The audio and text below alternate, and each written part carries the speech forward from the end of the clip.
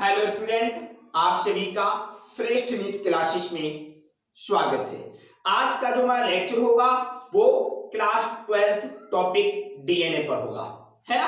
आप लोग डीएनए को पढ़ रहे होंगे, ठीक है। हम लोगों की दो लेक्चर यहाँ पर एक साथ चल रहे हैं, सेल बायोलॉजी और डीएनए।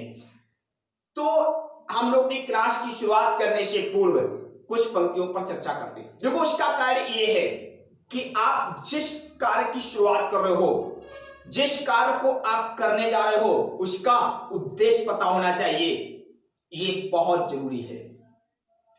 दूसरी बात एक ये मायने रखती है कि आप के अंदर जो उस समय विचार चल रहे हैं, वो विचार आपके कार्य को ही प्रभावित करते हो, आपके कार्य पर ही वो किसी ना किसी प्रकार का सकारात्मक प्रभाव डालते हो।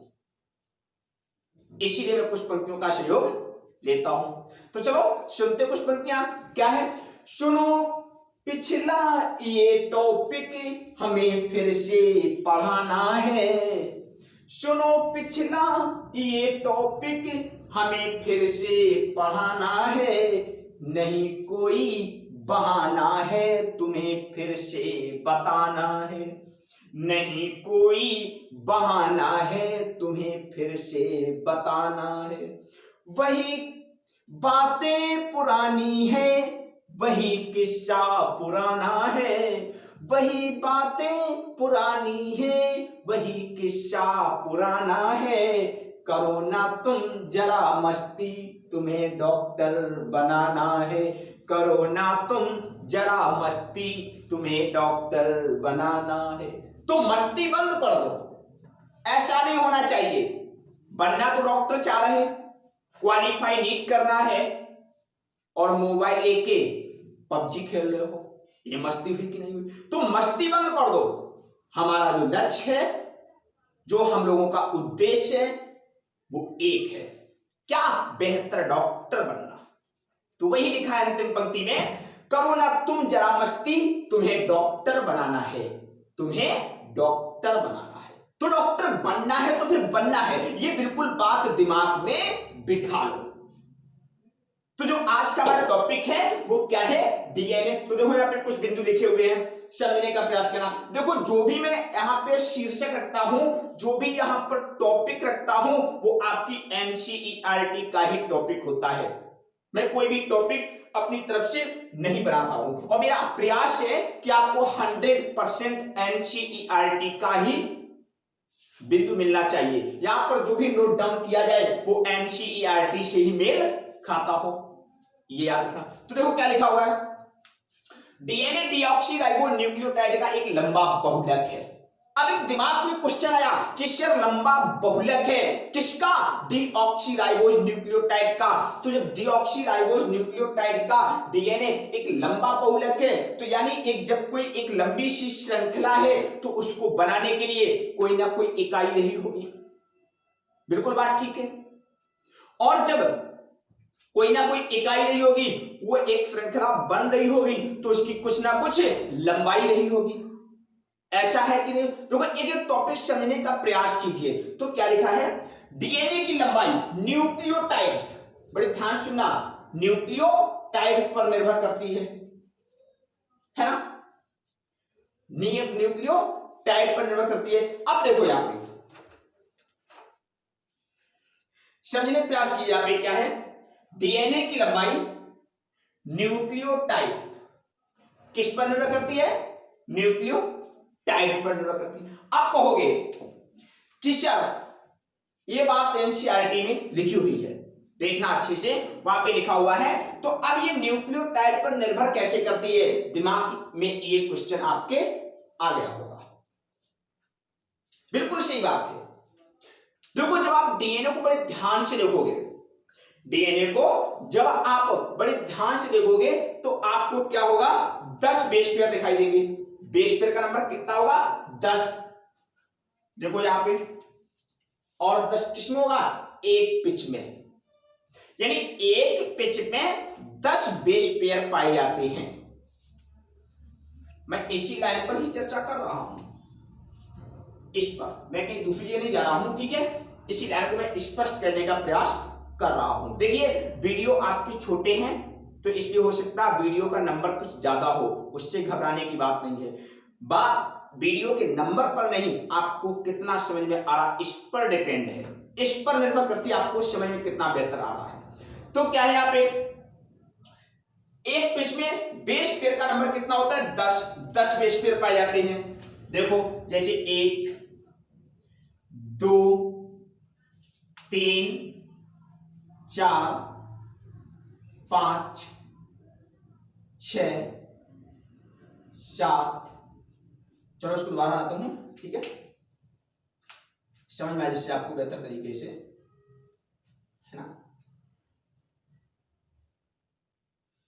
देखो यहाँ पे 1 2 3 4 5 6 7 8 9 10, यानी एक पिच में 10 बेस पेयर आपको दिख रहे हैं। देखो 10 ही तो है, 1 2 3 4 5 6 7 8 9 10, है ना। अब ये आपका एक पिच हो गया, ये आपका क्या हो गया, एक पिच हो गया। सब जो बड़े ध्यान से समझने का प्रयास कीजिए, यानी एक पिच में ये आपका क्या है, पिच, है ना। यानी एक पिच में आपको 10 बेस पेयर दिख रहे हैं। बेस पेयर नंबर कितना है, 10 बेस पेयर दिख रहे हैं आपको, है ना, बेस पेयर। तो आपको एक पिच में, पिच कहां से यहां तक याद रखना, ठीक है। कितने, 10 बेस पेयर दिख रहे हैं आपको, है ना, 10 बेस पेयर दिख रहे हैं। अब समझो यहां पे दो बेस पेयर के बीच की दूरी, जैसे मैं यहां पे दोबारा फिगर बना, जैसे ये आपका डीएनए रहा, ये है ना, ये आपका डीएनए रहा, है ना। तो यहां पर दो बेस पेयर की दूरी, दो बेस पेयर के बीच की दूरी, जैसे ये देखो आपका 1 2 3 4 5 6 7 8 9, है ना। यहां ये मैं दूरी देखूंगी, मैंने यहां पे थोड़ा गैप बना के रखा हुआ जिससे आपको समझ में आ जाए, ठीक है। दो बेस पेयर के बीच की दूरी, है ना, कितनी होती है, 3.4 एंगस्ट्रॉम। कितनी होती है, 3.4 एंगस्ट्रॉम। या फिर आप यहीं से भी देख सकते हो, ये देखो ये रही, है ना, ये जो दूरी है ये कितनी है, 3.4 एंगस्ट्रॉम। अब जब दो बेस पेयर के बीच की दूरी 3.4 एंगस्ट्रॉम है तो टोटल कितने बेस पेयर हैं, 10। टोटल बेस पेयर कितने हैं, 10। तो पूरे पिच की लंबाई क्या होगी, पूरे पिच की लंबाई क्या होगी, तो सीधा आंसर है, देखो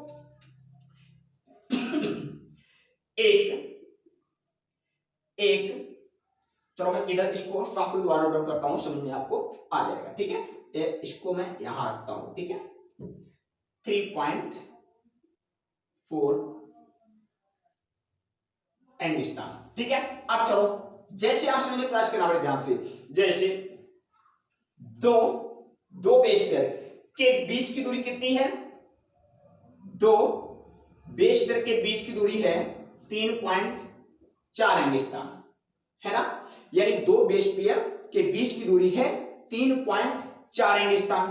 तो टोटल 10 बेस पेयर हैं, कितने बेस पेयर हैं, 10।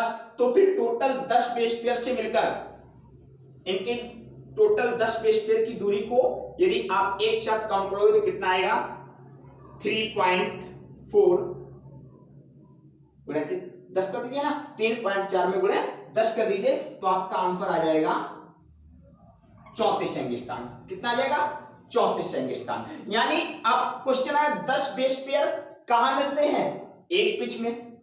10 बेस पेयर कहां मिलते हैं, एक पिच में। तो एक पिच की लंबाई आ गई कि नहीं, तो एक पिच की लंबाई कितनी होगी, 34 एंगस्ट्रॉम होगी कि नहीं होगी।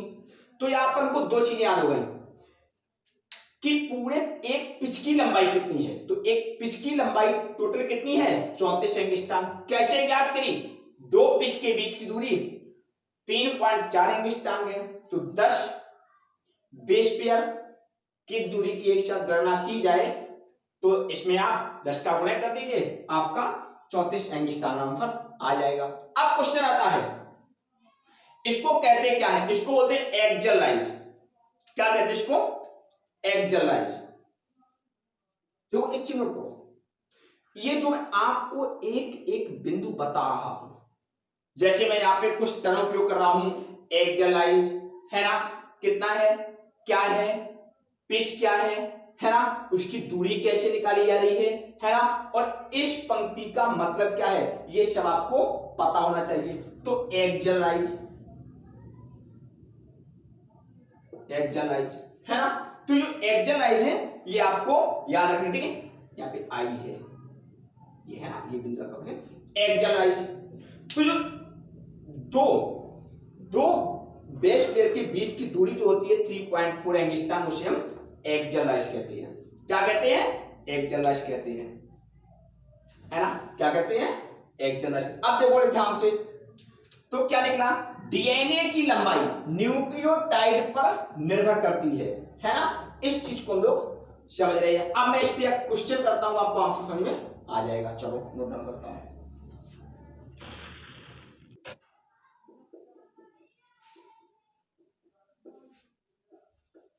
ये प्रश्न आपका है ना, कर दिया प्रश्न कि डीएनए के पास 30 बेस पेयर है। कितने बेस पेयर हैं? 30 बेस पेयर हैं, है ना। तो डीएनए की कुल लंबाई क्या होगी, यानी कितनी होगी? चलो हम इसको हल करते हैं। देखो 10 बेस पेयर है ना, 10 बेस पेयर बराबर 34 एंगस्ट्रॉम, यानी एक पिच की दूरी आ गई है।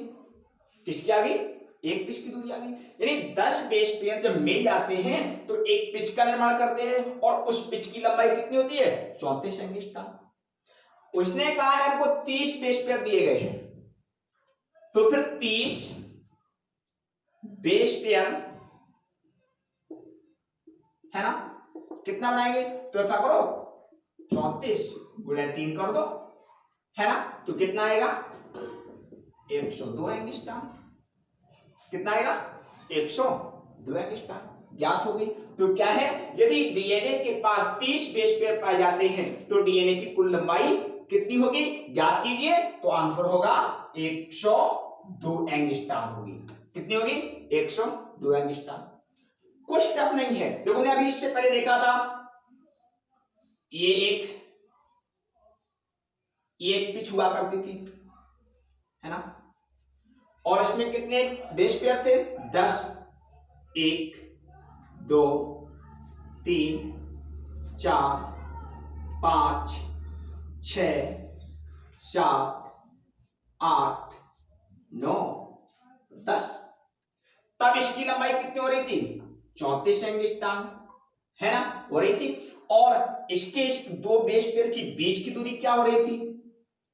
यदि ये आपसे पूछी जाए तो 3.4 एंगस्ट्रॉम हो रही थी कि हो रही थी। तो कहने का मतलब है, अब उसने 30 की पूछ दी तो कितनी हो जाएगी? 102 एंगस्ट्रॉम होगी कि नहीं होगी? तो यहाँ पे कोई रटने का टॉपिक नहीं है। इस तरह से आपको क्वेश्चन यदि आता है तो आपसे बनना चाहिए, ठीक है। आप देखते हैं एनसीईआरटी आगे क्या कह रही है। चलो मैं ये एक एक चीज नोट डाउन करते रहना, ठीक है ना। चलो आप देखते हैं आगे एनसीईआरटी क्या कह रही है।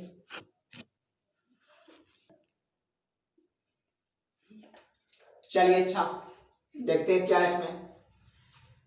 यहां पे कुछ इंफॉर्मेशन देगी वेरी वेरी इंपॉर्टेंट, ये आपको नहीं भूलना है। एग्जाम में सीधा क्वेश्चन बन के आ चुका है, याद रखना, ठीक है। पहली बात तो एनसीईआरटी में हर पंक्ति हर शब्द खुद में एक एमसीक्यू है, ठीक है। अब देखो यहां पे लिखा जीवाणु भोजी। हाँ पहली बात तो आती जीवाणु भोजी है क्या? बिल्कुल बात ठीक है। पहले बात आती जीवाणु भोजी है क्या? क्या है जीवाणु भोजी, है ना? क्या होता है जीवाणु भोजी, ये बात दिमाग में आना चाहिए। देखो इसमें लिखा है, देखो हर चीज को शब्द से समझने का प्रयास करना है आपको, ठीक है। इसमें लिखा है जीवाणु भोजी, जीवाणु भोजी। समझो यहां पे दो शब्द हैं, यहां पे जीवाणु है ना, और दूसरा है यहां पे भोजी, है ना, जीवाणु भोजी। यानी आप कहने का मतलब है बैक्टीरियोफेग बोलते हैं। क्या बोलते हैं इसको? बैक्टीरियोफेग। फेग माने होता है वायरस, फेग माने क्या होता है? वायरस। तो ऐसा वायरस, बड़ी ध्यान सुनना, वो वायरस जो बैक्टीरिया को नष्ट कर सकते हैं, वे वायरस जो बैक्टीरिया को नष्ट कर सकते हैं बैक्टीरियोफेग कहलाते हैं। या फिर हम इसके नाम के हिसाब से एक तरीके से और समझ सकते हैं, जीवाणु भोजी। जीवाणु का मतलब हो गया जीवाणु यानी बैक्टीरिया, हिंदी में क्या बोलते हैं इसको? जीवाणु, और इंग्लिश में बोलते हैं बैक्टीरिया। भोजी को यहां मैं मान लेता हूं भोजन, मान लेता हूं, क्या मान लेता हूं? भोजन। यानी वे जीव जो, वे जीव का मतलब वायरस। अब वायरस को यार जीव भी नहीं कहना चाहिए, निर्जीव भी नहीं कहना, ठीक है। तो वायरस, वे वायरस जो बैक्टीरिया को भोजन के रूप में लेते हैं। सपोज दैट, मान लो भोजी का मतलब भोजन, ठीक है। तो वे वायरस जो जीवाणु को भोजन के रूप में उपयोग करते हैं उन्हें हम जीवाणु भोजी कहते हैं। तो जीवाणु भोजी कौन होता है? सीधा क्वेश्चन याद रखना, जीवाणु भोजी जीवाणु नहीं है, जीवाणु भोजी वायरस है। क्या है? वायरस, है ना।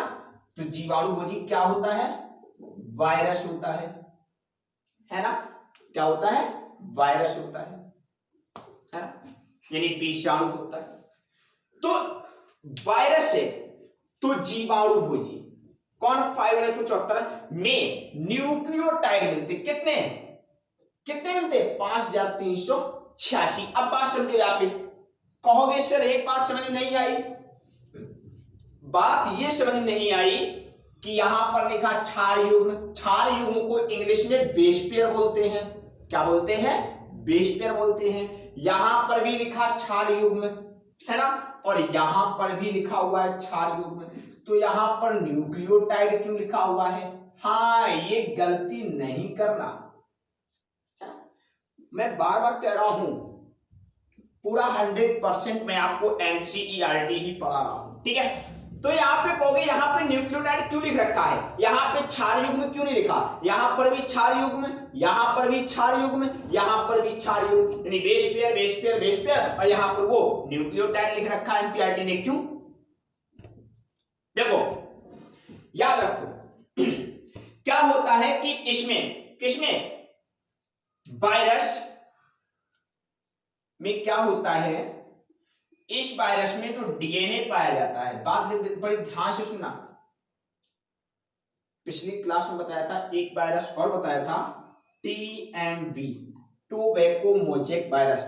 बताना है आपको इसमें डीएनए पाया जाएगा या आरएनए पाया जाएगा, ये आपको बताना है, कमेंट में लिख के भेजना है।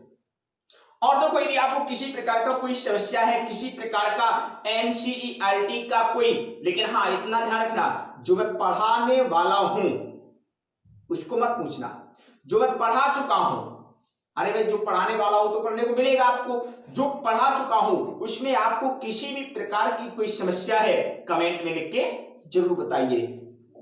मैं तो ये भी कह रहा हूं, एनसीईआरटी का पेज नंबर डालो, ऊपर से पंक्ति गिनो और पंक्ति नंबर, लाइन नंबर डाल दो, मैं आपको अगली क्लास में जरूर बता दूंगा, ठीक है। तो कमेंट में लिख दिया करो। तो ये आपको इसका आंसर बताना है। अब हमको नहीं पता इसका आंसर क्या होगा, मुझे बस क्वेश्चन करना आता है, ठीक है ना। जब मैं क्वेश्चन करूं तब आप बताओ, जब आप क्वेश्चन करो तो मैं बताऊं, ठीक है। तो अब यहां पे क्या हुआ कि ये जो होता है इसमें डीएनए होता है, इस वायरस में क्या होता है? डीएनए। आप कहोगे सर डीएनए तो इसमें भी है, बिल्कुल बात ठीक है, डीएनए इसमें भी है, बिल्कुल बात ठीक है, डीएनए इसमें भी है, बिल्कुल बात ठीक है, तो फिर इसमें न्यूक्लियोटाइड क्यों लिख रहा है?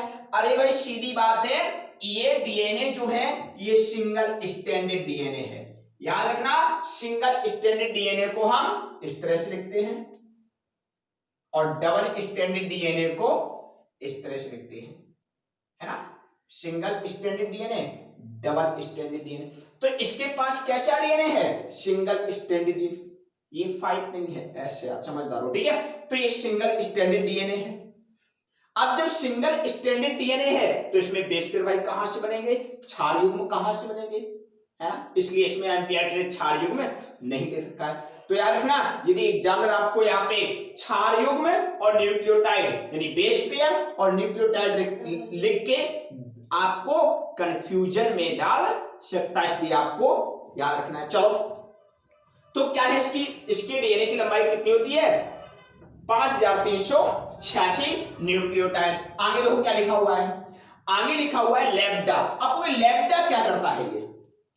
ये भी जीवाणुभोजी है, यानी जीवाणुभोजी तो क्या रहा होगा? वायरस, वायरस रहा होगा। तो किस जीवाणु पर अटैक करता है? याद रखना लैम्डा, लैम्डा इकोलाई। किस पर? इकोलाई पर अटैक करता है। याद रखो एनसीईआरटी यहां से क्वेश्चन पूछ सकता है, एग्जामिनर एनसीईआरटी के इस बिंदु से क्वेश्चन पूछ सकता है। तो लैम्डा किसको भोजन रूप में लेता है? इकोलाई को, ईस्टीरिया कोलाई को। तो लैम्डा में अब बताओ क्षार युग्म लिखा तो कैसा डीएनए होगा? डबल स्ट्रैंडेड डीएनए होगा। इसका कैसा है? सिंगल स्ट्रैंडेड डीएनए है। ये चीज आपको याद रखनी है, ठीक है। क्षार युग्म मिलते हैं कितने? 48,502, है ना। कोई डाउट? कोई डाउट नहीं। आगे देखिए ईस्टीरिया कोलाई। अब ईस्टीरिया कोलाई वायरस है? नहीं, क्या है? जीवाणु है, यानी बैक्टीरिया है, ठीक है। अब ईस्टीरिया कोलाई में क्या हुआ? इसमें क्षार युग्म का नंबर याद रखना आपको, ठीक है। अब इस बात को समझो, वेरी वेरी इंपॉर्टेंट, है ना। इस बात को समझिए, मनुष्य में के अगुणित डीएनए में याद रखना डीएनए कैसा है? अगुणित। अब कहोगे सर ये अगुणित द्विगुणित क्या होता है? क्रोमोसोम में तो पढ़ा था हम लोगों ने 12th का, मैंने जो चैप्टर 1 पढ़ा है उसमें थोड़ी चर्चा की हुई है। आपको इसकी विस्तृत जानकारी आपको सेल बायोलॉजी में मिलेगी, ठीक है।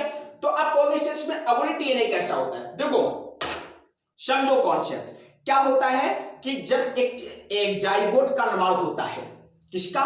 जाइगोट का। तो वहां पे क्या होता है? क्रोमोसोम के 2 सेट आते हैं, एक मां से आता है, एक पिता से आता है। तो क्रोमोसोम के एक सेट के डीएनए की बात की गई तो अगुणित बोला गया। क्या बोला गया? अगुणित। तो अगुणित डीएनए की बात की जाए तो कितना है? 3.3 × 10⁹, 3.3 × 10⁹ बेस पेयर, यानी क्षार युग्म है, क्षार युग्म की नहीं है। अब यहां पर एक बात और आती है कि सर तो इसका जो द्विगुणित होगा उसका क्या होगा? उसका डाटा आपको याद रखना है, वो होगा 6.6 × 10⁹, ठीक है, क्षार युग्म, है ना। क्या होगा? क्षार युग्म। यदि डीएनए कैसा हो? द्विगुणित डीएनए, यानी इसको हम याद रखेंगे, ठीक है। तो ये चीजें सब आपको बिल्कुल दिमाग में रखनी है, ठीक है। शेष आपको अगले, ये जो डीएनए जितना टॉपिक पढ़ा हुआ था एनसीईआरटी में उतना आज की क्लास में समाप्त हुआ, ठीक है। शेष अगली क्लास में अच्छे से पढ़िए। किसी प्रकार की कोई समस्या है तो कमेंट में जरूर लिख के हमको बताइए।